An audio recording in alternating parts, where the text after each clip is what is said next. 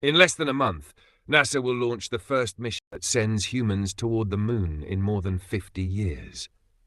And despite how incredible that sounds, many people still don't really know what this mission is all about.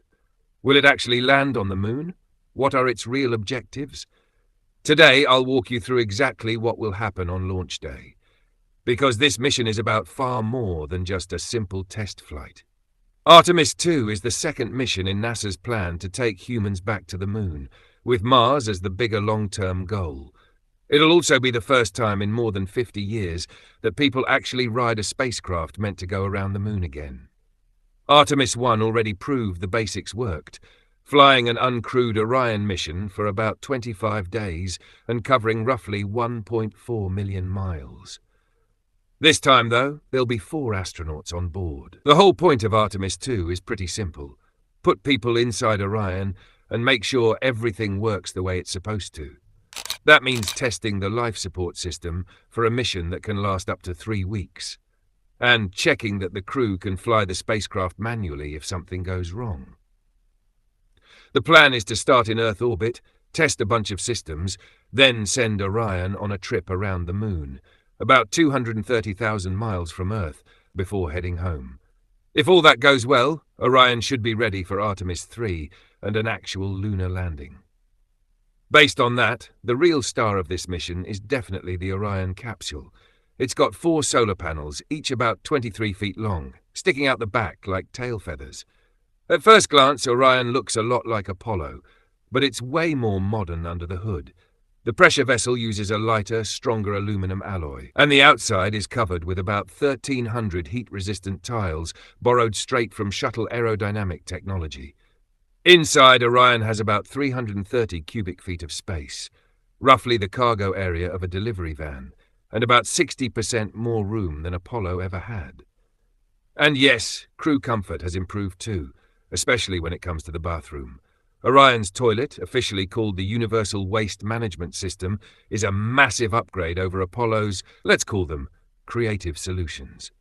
Back then, astronauts used hoses and sticky bags, and during Apollo 8, things got so messy that crewmates had to chase floating blobs of vomit and waste with paper towels.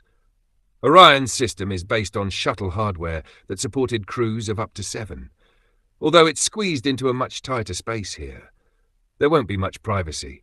But hey, that's just another thing astronauts put up with to make history. Behind all of this is a spacecraft made up of more than 355,000 parts. So yeah, something unexpected is basically guaranteed to happen. That's why NASA builds in tons of redundancy, and why crews spend months training for the mission. A huge part of that training is built around one question: what if? They run extremely realistic simulations using flight software that's almost identical to what Orion will actually use. Engineers deliberately break things, sometimes one system, sometimes several at once, and the crew has to figure out what matters, what doesn't, and how to keep going.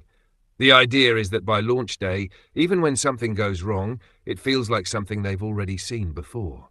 Orion will be launched by the Space Launch System, or SLS, the most powerful rocket NASA has ever flown.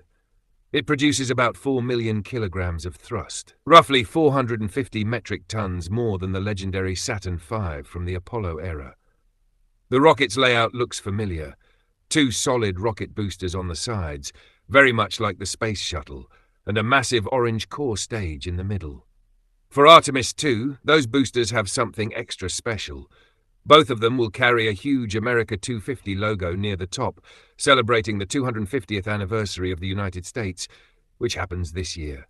Because, as NASA Administrator Jared Isaacman said, what better celebration of America's 250th birthday than launching a spacecraft to take the NASA Artemis II crew farther into space than any human has gone before.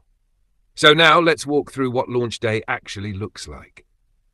The crew will wake up about 8 hours before liftoff. The 4 astronauts, Reid Wiseman, Victor Glover, Christina Koch, and Jeremy Hansen, will be the first humans to fly aboard Orion. They'll say goodbye to their families, get medical checkups, suit up, and then ride out to the launch pad. From there, they'll take an elevator 84 meters up the tower to the Orion spacecraft, which the crew has named Integrity. Once everyone is strapped in and the countdown hits 0, things happen fast. 4 RS-25 engines ignite first, and a few seconds later, the 2 solid rocket boosters light up. When those boosters fire, there's no mistaking it.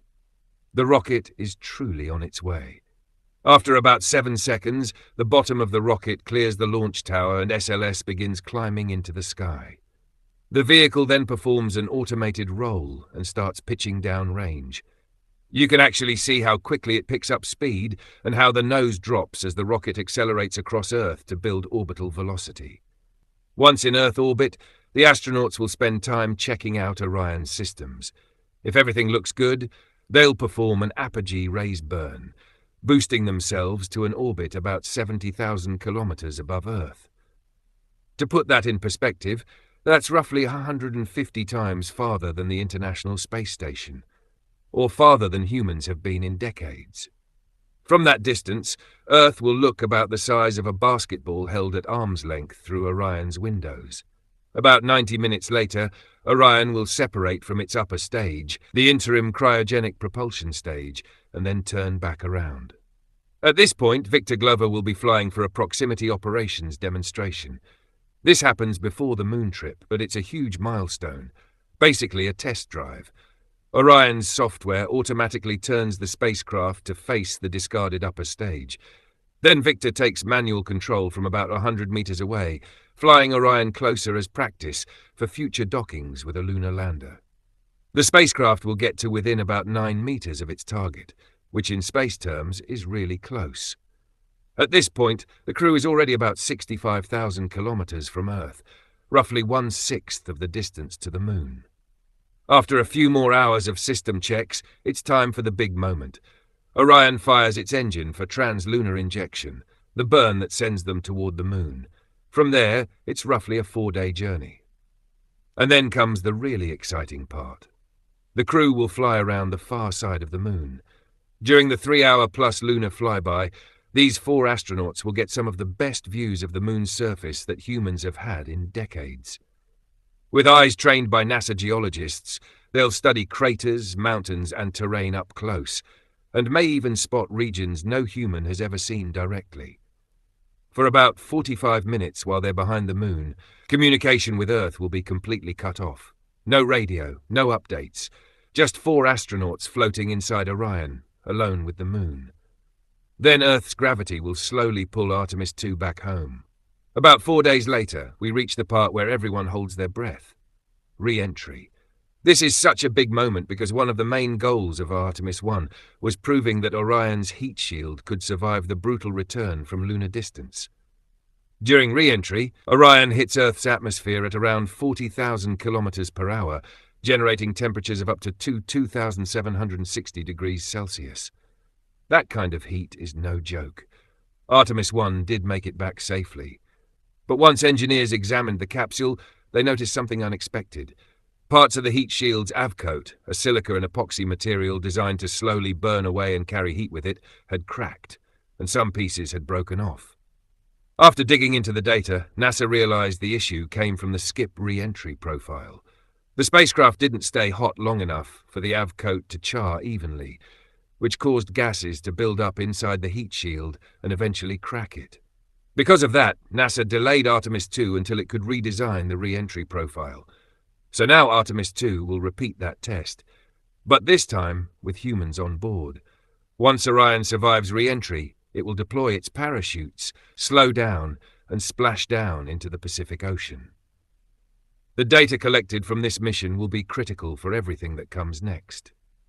Artemis II is the final major test before astronauts return to the lunar surface, and before humanity begins building a long-term presence on the moon. During Artemis II, the astronauts will bring their own skills and perspectives. They'll operate as a single, tightly coordinated team. To get ready for a mission like this, they've gone through an intense training program that's lasted nearly 3 years. They've studied Orion inside and out, run through just about every mission scenario NASA engineers could come up with, and even spent a lot of time learning geology so they can recognize important features as they fly past the moon. But it's not just technical training. The crew has also worked hard on the human side of things. studying psychology, working with performance coaches, and learning how to function at their best together under pressure. When you're locked inside a spacecraft millions of kilometers from Earth, teamwork really matters. NASA hasn't said how much wiggle room there is in the schedule if delays pop up. But for the first time, the agency has publicly laid out potential launch periods for Artemis II. The first set of launch windows includes late evening launches on February 6th, 7th and 8th, along with shortly after midnight on February 10th and 11th. A second window runs from March 6th to 11th, and a third from April 1st to 6th. Finally, a quick note on the name. The Artemis program is named after Artemis, the twin sister of Apollo in Greek mythology, a nod to the historic moon missions of the 1960s and 70s. But the name also reflects one of the program's core goals, landing the first woman on the moon. In the long run, Artemis isn't just about going back, it's about staying. NASA wants to build a lasting human presence on the moon and use it as a stepping stone for the next big goal, sending humans to Mars. If this breakdown made you realize how insane this mission actually is, hit that subscribe button, because in less than a month, history is about to be made.